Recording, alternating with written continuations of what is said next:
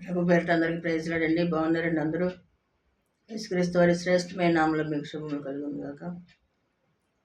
దావీదు ఏమంటున్నాడంటే, యెహోవాను సన్నతించెదను, నిత్యము నా నోట స్తుతించెదను అంటున్నాడు.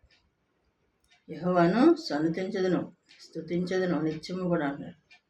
నిత్యము దేవుని స్తుతించేవారు నిజమైన ఆరాధన స్తుతులు చెల్లించేవాళ్ళు పరిశుద్ధత కలిగి జీవిస్తుంటారు. ఈ జీవిత ప్రయాణంలో సమస్యలు ఉంటూనే ఉంటాయి, సంతోషం ఉంటుంది, దుఃఖం ఉంటుంది, అన్నీ ఉంటాయి.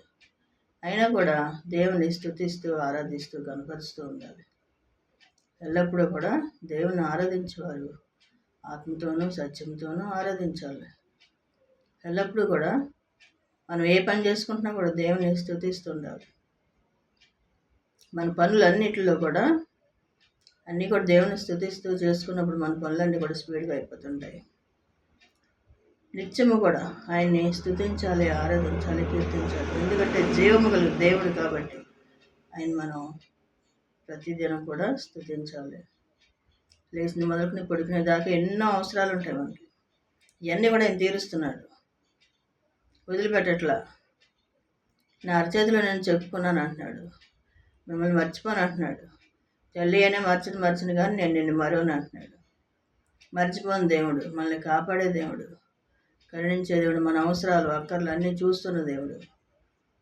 మమ్మల్ని, కుటుంబాలను, బిడ్డలను, ఇంకా మనవలను, ఇంకా బంధుమిత్రులని, ఇరుగు పొరుగు వారు అందరినీ కూడా, అందరి కోసం మనం ప్రార్థన చేస్తున్నాం కదా, అందరూ కూడా దేవుడు అందరినీ కూడా కాపాడుతుంటాడు, దీవిస్తుంటాడు. ఆయన మంచివారి మీద, చెడ్డవారి మీద, దేవుని నమ్మిన వారు, నమ్మని వారు అందరి మీద కూడా ఎండ, వాన, వెలుతురు, చీకటి అన్నీ కూడా సమంగా కురిపిస్తున్నాడు. కాబట్టి దేవుడు అందరినీ ప్రేమిస్తున్నాడు అనమాట. ఆ ప్రేమ గల దేవుణ్ణి చేసిన త్యాగాన్ని జ్ఞాపకం చేసుకుని ఆయన్ని స్తుతించి ఆరాధించాలి. ఎల్లప్పుడూ కూడా ఆయన్ని సన్నతిస్తుండాలి. అంటే స్తుతించటం, విశ్వాసంతో ఆయన్ని స్తుతిస్తూ ఆరాధిస్తూ జీవిస్తుండాలి మన జీవిత ప్రయాణంలో. దేవునికే మహిమ కలుగును గాక. దేవుని కృప మీ అందరికీ తోడై ఉండను గాక. ఆమేన్.